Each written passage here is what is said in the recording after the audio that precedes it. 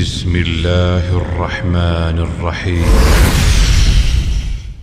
حضرت ابن ابی حاتم نے عبداللہ بن مبارک رحمۃ اللہ علیہ سے روایت کی ہے، فرماتے ہیں کہ ہوا کا ایک پر ہے اور چاند پانی کے غلاف کی طرح پناہ لیتا ہے۔ اب میں آپ کو یہ بتاؤں گا کہ ہوا کے ٹھہرنے کی جگہ کیا ہے، ان کا مقام کیا ہے۔ حضرت ابو شیخ رحمۃ اللہ علیہ نے حضرت عثمان اور رحمۃ اللہ علیہ سے روایت کیا ہے، فرماتے ہیں کہ ہواؤں کے ٹھہرنے کی جگہ حاملین عرش فرشتوں کے پاؤں کے نیچے ہے۔ ہوا پھرتی ہے تو وہ سورج کی گاڑی پر پڑتی ہے اور فرشتے اس کے کھینچنے پر مقرر ہیں، پھر وہ سورج کی گاڑی سے سمندر میں واقع ہوتی ہے، پھر سمندر میں ہوتی ہوئی تو پہاڑوں کی چوٹیوں پر واقع ہوتی ہے، پھر پہاڑوں کی چوٹیوں سے ابھر کر خشکی میں واقع ہوتی ہے۔ اور شمالی ہوا کے بارے میں، وہ شمالی ہوا جو ہے جنت عدن سے گزرتی ہے تو وہاں سے اس کی عمدہ خوشبو کو لے لیتی ہے، پھر شمال اکیلی 7 ستاروں کی کرسی سے مغرب کی طرف آتی ہے۔ دبور اکیلی، دبور ایک ہوا کا نام ہے، دبور ہوا اکیلی سورج کے غروب ہونے کی جگہ سے مطلع شمس تک اور 7 ستاروں کی کرسی تک پہنچتی ہے، یہ ایک دوسرے کی حد میں داخل نہیں ہوتی۔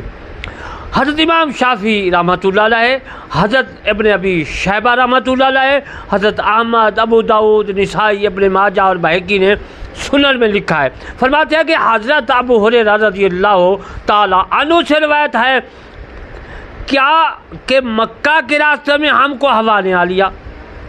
کہ مکہ مکرمہ کے راہ میں ہم کو ہوا نے آ لیا،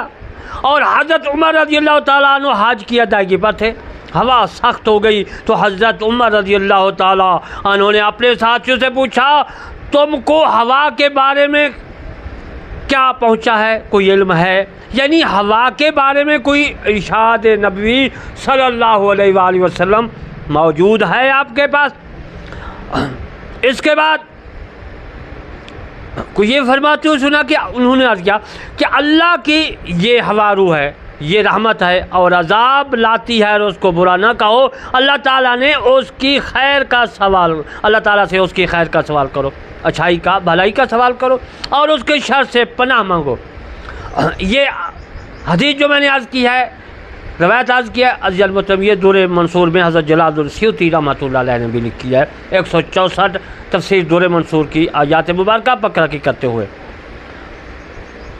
بہقی نے شعب الایمان میں حضرت ابن عباس رضی اللہ تعالیٰ عنہ سے روایت کیا، فرماتے ہیں کہ ایک آدمی نے ہوا پر لعنت کی، نبی کریم صلی اللہ علیہ وآلہ وسلم نے ارشاد مبارک فرمایا ہوا پر لعنت نہ کرو،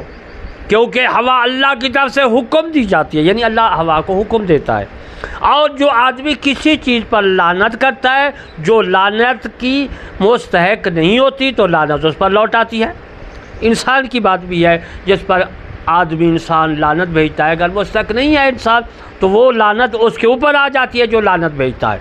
تو میرے دوستو، ایسی بات سے آپ نے پرہیز کرنا ہے، کسی کو لعنتی نہیں کہنا، جو لعنت کے مستحق ہے اس کو لعنتی کہنا ہے، جیسے شیطان ہے یا شیطان کے بھائی ہے۔ میرے دوستو، امام شافعی نے اور حضرت ابو شیخ بہقی نے معرفہ میں حضرت ابن عباس رضی اللہ تعالیٰ عنہ سے روایت کیا، فرماتے جب بھی ہوا چلتی نبی کریم صلی اللہ علیہ وآلہ وسلم اپنے گھٹنوں کے بول بیٹھ جاتے اور یہ دعا فرماتے ہیں اللہ اس کو رحمت بنا دے، اس کو عذاب نہ بنا، اے اللہ اس کو رحمت بنا دے اور اس کو عذاب نہ بنا۔ حضرت ابن عباس رضی اللہ تعالیٰ عنہ نے فرمایا اللہ کی قسم، اس کی تفسیر اللہ کی کتاب میں بھی موجود ہے۔ میں عرض کر دیتا ہوں، علیہم ریحن سرسرن، سرسرن کے بارے میں گزشتہ عرض کر چکا ہوں، یہ سخت ہوا ہے، یہ سورۃ قمر میں آیات مبارکہ 19 میں سرسر ہوا کا ذکر ہے۔ ارسلنا علیہم ریحن عقیم کا بھی ذکر ہے 41 آیات مبارکہ سورۃ نازعات آیات 41 میں۔ ارسلنا الریاح لواقع میں بھی، ہجر سورۃ حجر میں بھی موجود ہے، ہجر میں،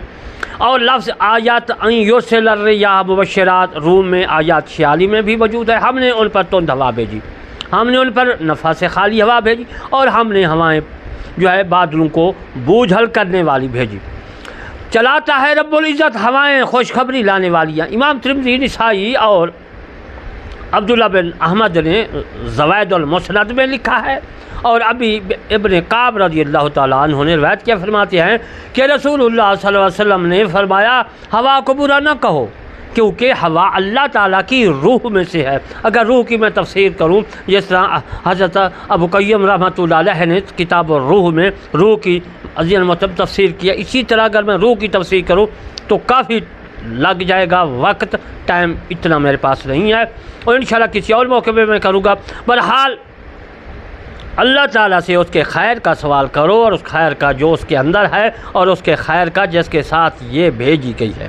اور اللہ تعالیٰ سے اس کے شر سے پناہ مانگو، اور اس شر سے جو اس کے اندر ہے، اور اس شر سے جس کے ساتھ یہ بھیجی گئی ہے۔ عزیز محترم، انشاءاللہ اسی تفسیر 164 آیات مبارکہ بقرہ کی تفسیر کرمانی سے میں نے کی، انشاءاللہ بقیہ تفسیرات کروں گا اور آپ کو سمجھاؤں گا۔ وما علینا الا البلاغ المبین۔